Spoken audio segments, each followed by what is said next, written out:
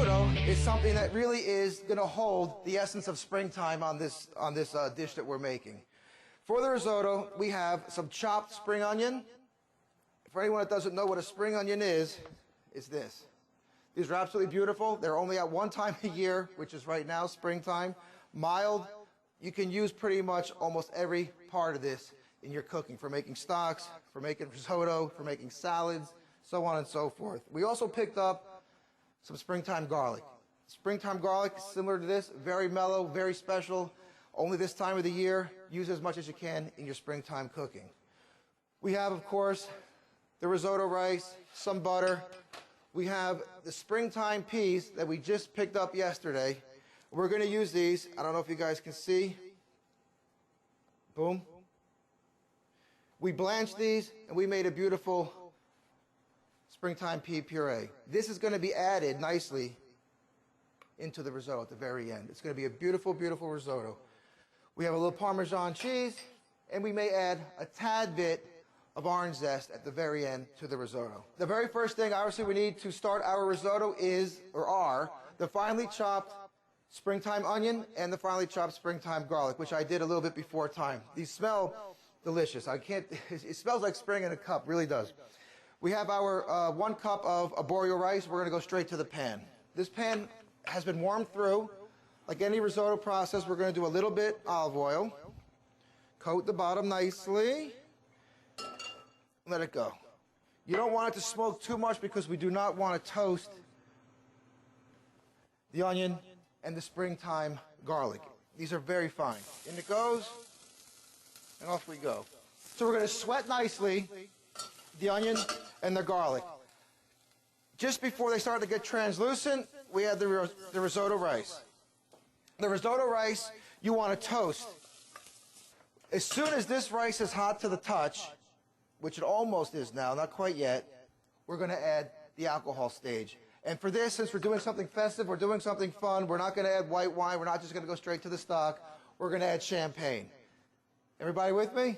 So we're going to have a little bit of champagne. So some for the risotto and some for the chef. So here we go. You're going to take the edge off. Here we are. Happy Easter, everybody. Oh, wow, that's good. Isn't that good? So here we go. Back to the cooking. We'll get to that later. And in. You hear it? There we go. The champagne is now evaporated. We're going to add 1 or 2 nice sprigs of fresh mint into the pot. We're going to now go with the first ladle of vegetable stock, which we made earlier. This ladle's hot, so I'm grabbing it with my towel. First one, a little more, wasn't a full ladle.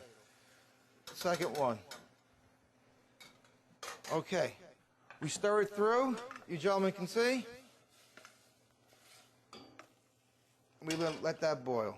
Okay, so the risotto has now cooked for about 15 minutes.